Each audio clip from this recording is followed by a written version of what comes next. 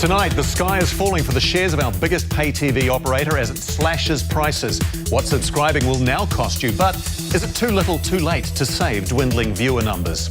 Also tonight, a grilling for ACT MP David Seymour over a barbecue. Does this T-shirt meet the standards of a political party leader? And the just-appointed national leader's first day on the job and in the new office. How he's vowing to build bridges with those he beat.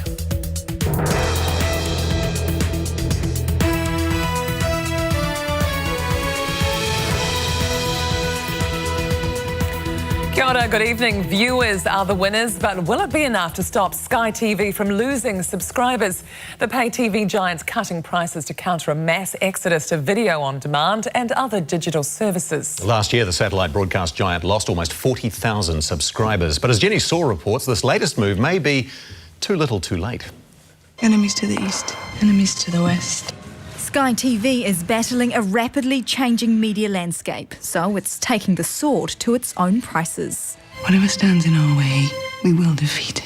It faces increased competition from streaming services such as Netflix and Lightbox and the popularity of watching free-to-air on demand. Price changes, it's really kind of just moving the chairs on the deck chairs on the Titanic. You know, it's not going to make enough of a difference to really drive a new market move for them. Despite a profit rise of 12%, Sky lost more than 37,000 subscribers last year, and its shares plummeted following today's announcements.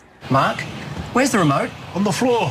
Unless they make the move to an on-demand model that all the customers want, I suspect we're just going to see more of this, and they'll continue to slide until they fall off a cliff. From tomorrow, Sky's starter package will be replaced with 2 smaller bundles, halving the cost to around $25 a month. Sky TV said it was too busy to appear on camera today, but told One News the new pricing is an effort to increase its traditional subscriber numbers, and it's looking to enhance its own online services. But is it enough to win back customers? Yeah, it's probably overshadowed a bit by the Netflix and other and Apple TV and things like that. So it's so much cheaper to just get Netflix or something and then, yeah, find your TV by other means.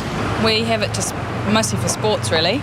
Sporting rights are a key Sky attraction, but that too could change as international leagues launch online channels. Rugby union wakes up to that as a model. If they sold a package to the Japanese market, I think they would make 10 or 20 times the amount of money they make from the deal with Sky.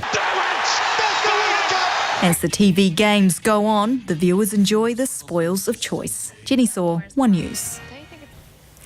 On his first day on the job, National's new leader is promising to build bridges with colleagues who voted against him. Simon Bridges is working on a major reshuffle of portfolios, but insists no one will be punished. Political reporter Katie Bradford with this story. Moving in and vowing to move National forward. One of Simon Bridges' first tasks, a major reshuffle of his caucus. But he won't say who'll be promoted or demoted. I need to keep my powder dry while I think about exactly where everyone does go and slot in on that reshuffle. All 4 of his rivals for the top job asked questions in Parliament today.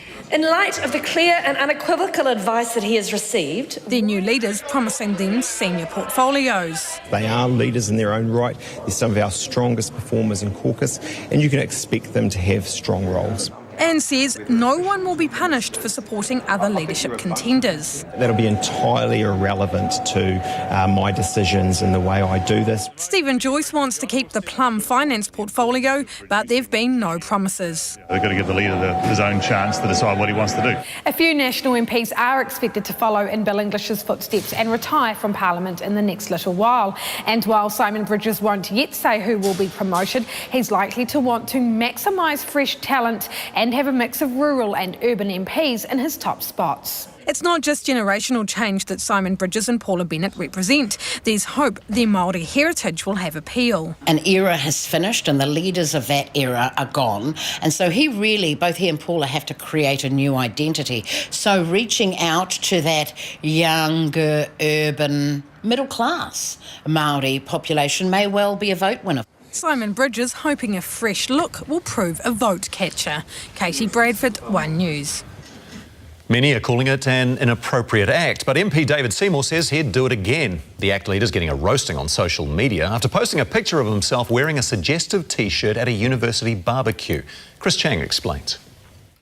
Auckland University's Meat Club doesn't usually receive any heat at Orientation Week, but it's this photo of the barbecue that's now backfired on ACT MP David Seymour. A huge misjudgment on David's part. It's the T-shirt in particular that's sparked debate. It's clearly sexualised and it's clearly demeaning and it's clearly comparing women to meat in some way. We've got young women coming through O Week at the moment, and they shouldn't be made to feel like they're objectified by their peers. A T-shirt, that is, which is created by a group of students who celebrate meat by putting cows' heads on men's and women's bodies.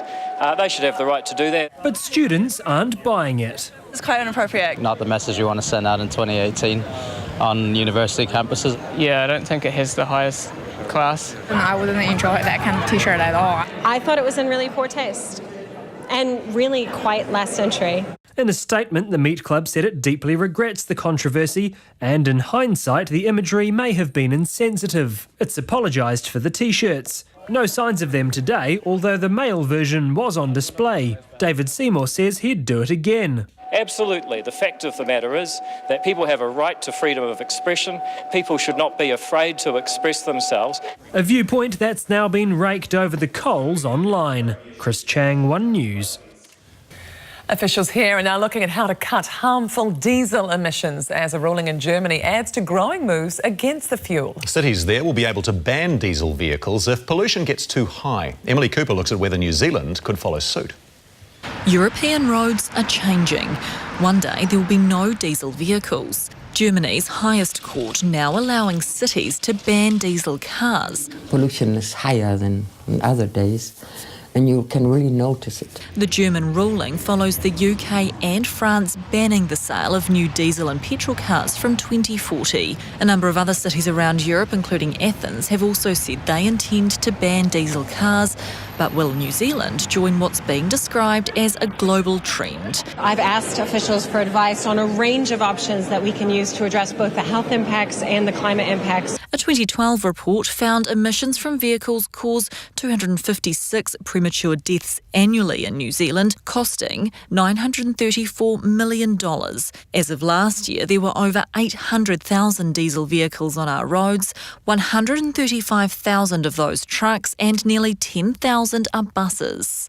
Where I think the issues are in cities like Auckland, for example, when you're looking at locations to put more people closer to a roadway, you need to maybe look at that roadway in terms of how you're going to manage it to make sure that you're not exposing more people to air pollution. The Road Transport Forum says the truck and freight industry in New Zealand is ready to adapt. I think we're on the cusp of major change. And is working closely with the government about what more can be done.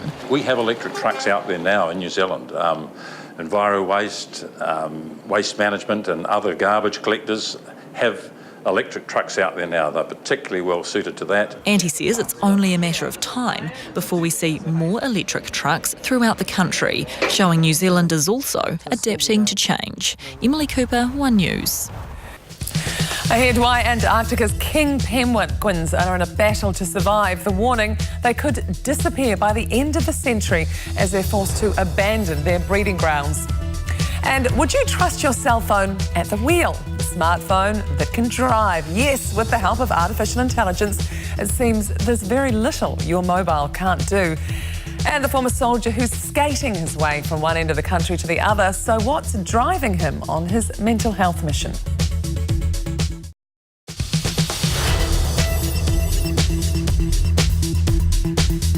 Welcome back. North Korea has been sending supplies to Syria that could be used to produce chemical weapons, according to a leaked United Nations report. The details come just 2 days after the Syrian regime was accused of carrying out a chlorine gas attack on eastern Ghouta, the besieged area in the Syrian capital Damascus. Airstrikes and shelling in the rebel enclave continuing despite ceasefire attempts by both the UN and Russia. Weather time now, Dan is here. Cloudy skies, but also some decent sunshine. Exactly right. With that sunshine, a bit of a northeast wind, we did well temperature-wise across a few spots across the country. Otherwise, 20s were the norm for quite a few of us. Have a look at the numbers. From starting off up top, Kaitaia 26, Auckland you were 24. As we move further down across the country, a few spots in Rotorua, for instance, 22, all the way south to Tamaranui, 21. Gisborne too, they were sitting on 25. Where was the warm spot? Northeast flow, Whanganui always does pretty well. Look at the temperature there. Warm spot for the country at 28.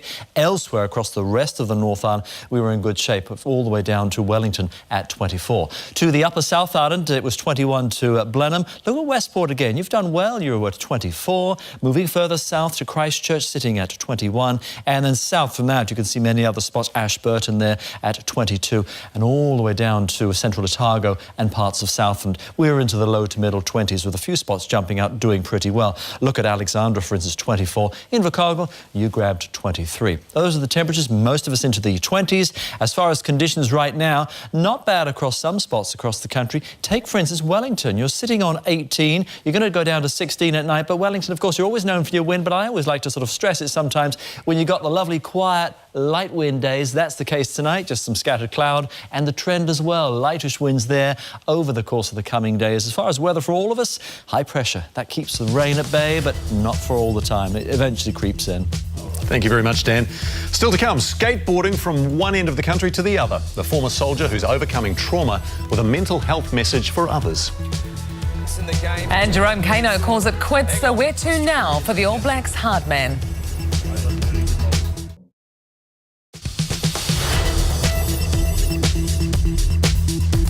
All right, taking another look at our top stories now. Pay TV provider Sky is wielding its knife and slashing its prices in an effort to win back customers.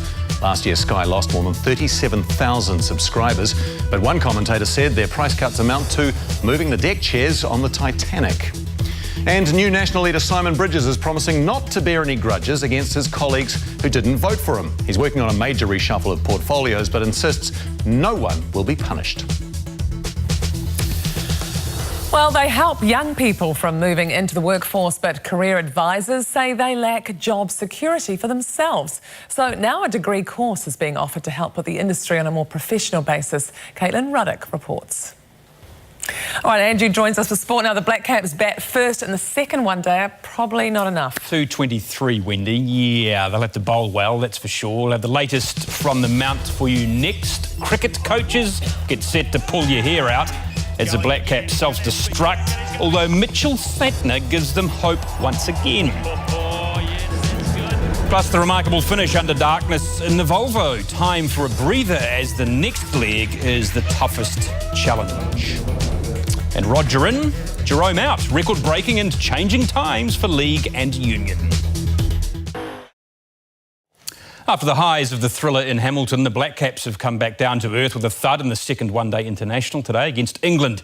Batting first at Bay Oval in Mount Maunganui, New Zealand collapsed early, not helped by 4 run-outs, in the end posting 223.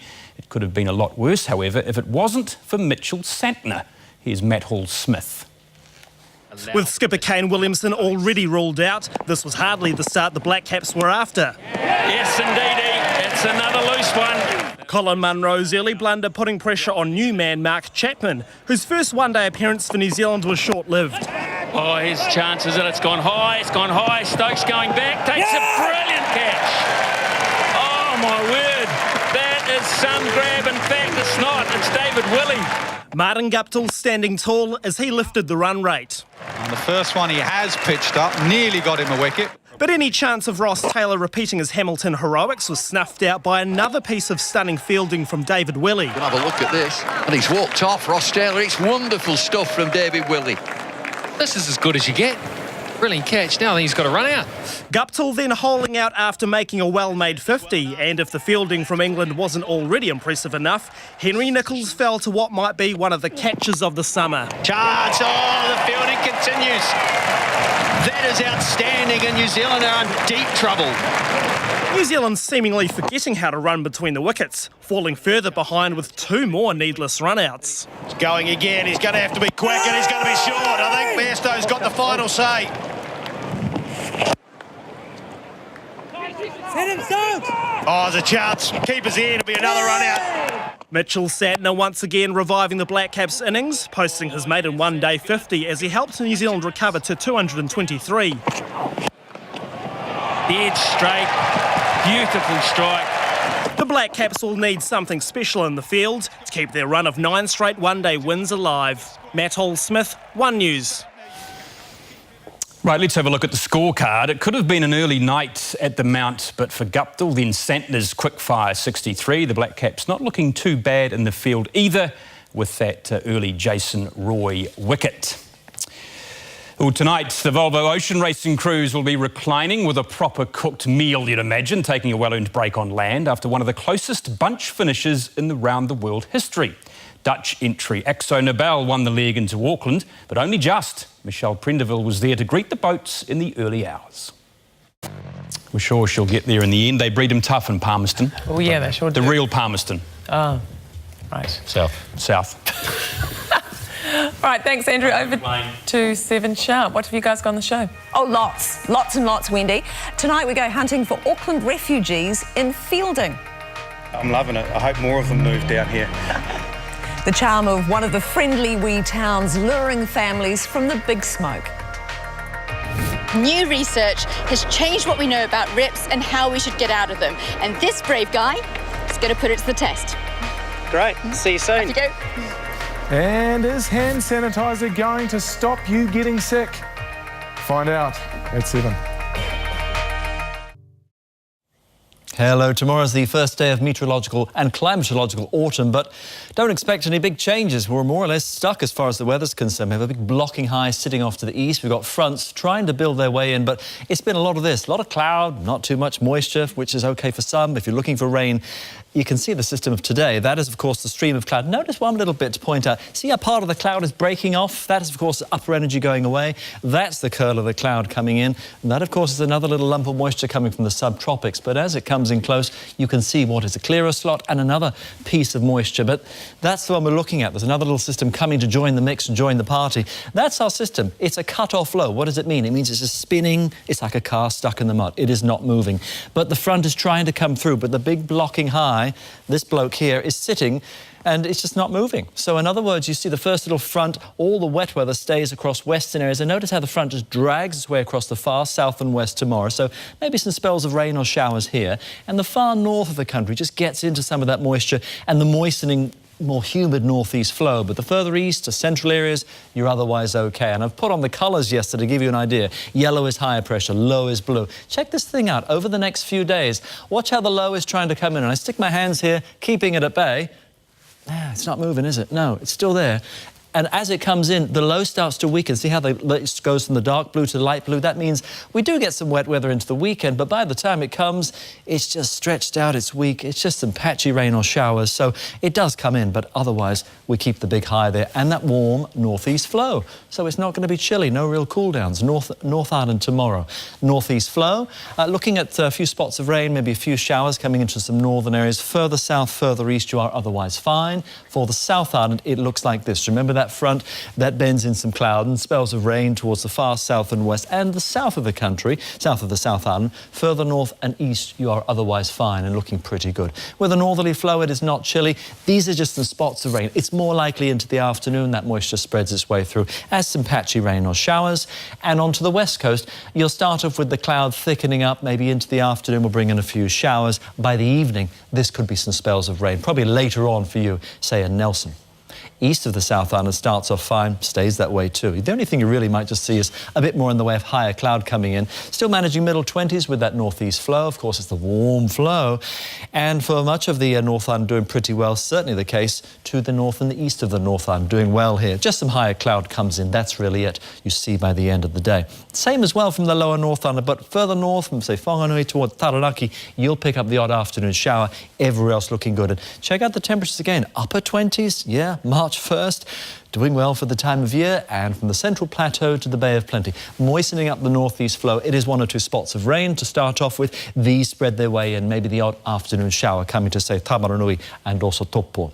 How about Waikato towards Northland? Here it is the flow feeding in, like we've seen today, those odd afternoon showers, a few coming and going. Still some dry weather mixed in, but it becomes more persistent and more notable by the end of the day as the things gets closer. To Dunedin, it is increasing cloud. Afternoon, we may see the odd shower, perhaps inland Mosgiel. That could come into the city by the evening. And then further north, for say the likes of Christchurch, you're fine, you're dry. It's just some cloud, higher cloud and northeasterly for you, and 25. Wellington, you've got a dry day and light winds. When you get a dry day with light winds, like look at the harbour, it'll just be sort of very pleasant and quiet. Nice one for you. Otherwise, with just some cloud. And for Hamilton, these are just a few odd showers. They become a bit more numerous through the day, thickening up that cloud too. And similar as well for Tauranga. We'll pick up a few showers, not raining all the time, but more so by the end of the day. A similar sort of thing for Auckland. Maybe North and East Rodney seeing a few more of them, but certainly not a washout. It is just, do I need the raincoat? Yeah, it's one of those sorts of days again. Here's the next couple of days. So Friday, all the fronts are sitting, trying to creep in and push against the high. They're not doing well. Further east, you are fine. You are dry. Further west, you've got the wet weather. It's trying to get closer for the weekend. But even these lumps of blue, remember, they're more just patchy rain or showers. It's not a washout. Get into Sunday, see how it does creep in. Notice eastern areas staying otherwise dry, even into Sunday. Quick peek at Australia. It's mostly fine. There are a few showers to Melbourne and to Hobart and over the southwest Pacific. One little lump of some moisture does sit there over Tonga, 30 for you, but further south and west to New Caledonia, fine and sitting at 30. So it's big high pressure, keeps the rain at bay, but eventually it does creep in as something towards the weekend. But it's just a little something. Okay. Just a little something. All right, we'll get back to you on that tomorrow. Thank you very much, Dan. And that is One News Tonight. Time now for the 7 Sharp team to take over. Night.